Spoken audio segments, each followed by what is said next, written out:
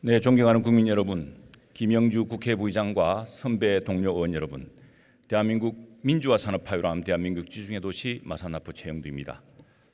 비수도권 여러 선배 동료 의원님들처럼 저도 지방 소멸, 인구 감소에 맞서기 위해서 그리고 대한민국 균형 발전, 지방 경제 회생을 위해 몸부림치고 있습니다.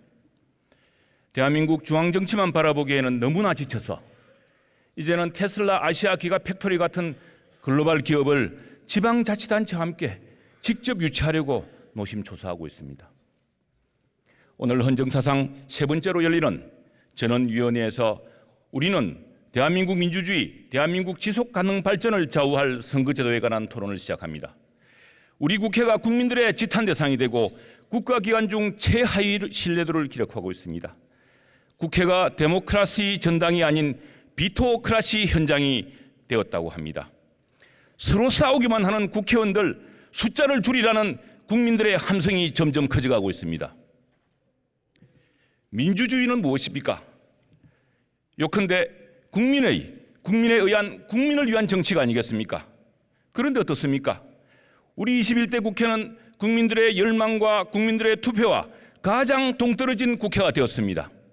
국민들은 1당에게 많은 표를 주었지만 2당에게도 견제와 협치가 가능한 수준의 투표를 했습니다. 1당과 2당의 총선 득표율 격차 8%포인트 남짓이었습니다. 그런데 의석수는 무려 2배, 100% 격차를 만들어내었습니다. 일부 정당끼리 야부로 만들어진 비례대표 제도는 헌정사상 초유의 위성정당 사태를 만들어내었습니다.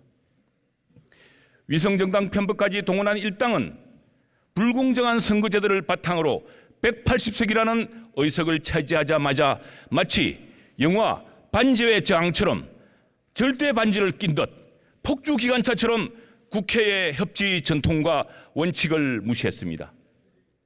우리 당은 19대 총선에서 과반수 이상을 승리하고서도 협치를 위해 국회 선진화법을 만들었습니다. 쟁점 법안에 대해서는 여야 동서의 안건조정위원회를 통한 수기 정치를 하도록 했습니다. 그런데 21대 국회에서 민주당은 그 기둥을 모조리 무너뜨렸습니다. 국민들이 지난 대통령 선거에서 윤석열 대통령을 당선시킨 것은 이 180석 절대 반지가 사우론에게 가서는 절대로 안 된다는 절체절명의 위기의식 때문이었을 것입니다. 국민의 표심, 민심과 국회 의석의 극단적 결의 현상은 세계에서 유례가 없는 일입니다. 핵심은 수도권에서 극단적 왜곡 현상이 빚어졌기 때문입니다. 표에서 보듯이 수도권 득표율 12%포인트였습니다. 그런데 이 격차가 의석수는 1당 103석, 2당 17석, 무려 6배의 격차를 내었습니다. 12%포인트의 격차가 무려 600%의 격차를 내었습니다. 민주주의가 발달한 세계 어느 나라도 이렇게 의석수와 정당 득표율 격차가 6배까지 벌어진 경우는 없습니다. 소선거구제 대표국인 미국을 보십시오. 미국 공화당과 민주당의 득표율과 의석수를 보십시오. 거의 비례합니다. 유럽은 우리 같은 수도권 집중이 없고 지역이 골고루 잘 삽니다. 독일 같은 나라는 권역별로 선거 관리를 합니다. 의석수와 정당 득표율 격차 수준으로 보면 대한민국 국회가 기네스북 최악 1위로 등극할 것입니다. 우리나라 선거제도의 왜곡은 바로 수도권 과밀 인구 집중 현상과 결합되어 있습니다. 인구 밀도가 우리나라보다 높은 나라는 세계에서 여러 곳이 있습니다. 그러나 수도권 집중이 이토록 극심한 나라는 없습니다. 대한민국만큼 수도권은 가밀로 고통받고 비수도권은 인구 감소로 소멸 위기를 위협받는 나라는 없습니다. 그래픽을 보십시오. 그런데 지금 우리나라 선거제도는 수도권 과밀 해소, 비수도권 소멸 예방, 국토 균형 발전, 국가 전체 지속 가능 발전이라는 국가 과제에 정면으로 역행하고 있습니다. 여러분, 출퇴근길 지하철을 타보시면 서울과 수도권 시민들이 얼마나 불편하고 고통스러운 삶을 사는지를 생생하게 느낄 수 있습니다. 얼마 전 대정부 질문에서 어느 수도권 의원님이 과밀 학급 문제를 거론했습니다. 저는 속속 문을 닫고 있는 우리 지역 초등학교, 중학교의 현실을 떠올렸습니다. 우리는 지금 서로 다른 나라에서 살고 있다는 절망감을 느꼈습니다. 정작 서울과 수도권의 삶은 어떻습니까? 국제에 비교해서 보듯이 서울은 저 조사표에서 보이지 않습니다. 집값, 교통난, 생활비 등으로 서울의 출생률은 전국 최저입니다. 서울은 더 이상 살 곳이 못 되어가고 있습니다.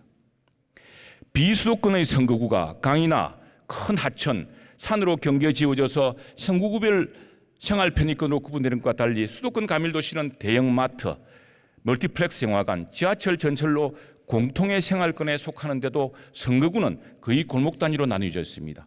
국회의원이 구청장보다 더 작은 동네 현안에 매달리고 총선을 앞두고는 시의원, 구의원이 해야 될 일에 묶입니다. 내년 총선을 앞두고 선거구 획정을 하게 되면 아마도 수도권 지역구는 130석을 넘고 비수도권은 120석 아래로 떨어질지 모릅니다. 세계적 지표를 보면 우리 수도권 삶의 질은 점점 떨어지고 비수도권은 소멸위기가 심화되는데 우리 정치만, 우리 국회의원 선거만 역주행하고 있는 셈입니다. 중병을 고치려면 진단이 정확해야 됩니다. 지금 선거제도 문제는 언필칭, 지역감정, 영호남 텃밭의 문제와 차원이 다릅니다. 당리당약이나 현역 의원들의 당락에 집착해서 오진을 하고 잘못된 수술을 하면 우리 정치가 앓고 있는 중병은 해결되지 않습니다. 오히려 병을 키우고 결국에는 나라를 절망에 빠뜨리고 말 것입니다. 저는 오늘 선배 동료 의원들에게 강국하게 호소합니다. 미국을 분열과 내전에서 구해내었던 에이브라함 링컨이 게티스버그 연설을 통해서 국민들을 통합시키고 세계에서 가장 강력한 민주주의 국가로 키워냈습니다. 그때 링컨은 말했습니다. 국민에 의한, 국민을 위한 정치. 진정 국민을 위한 국회가 절실합니다. 국민의 투표, 국민의 진정한 뜻에 따라서 운영되는 국회를 위한 선거법 개혁을 위해서 함께 노력합시다. 경청해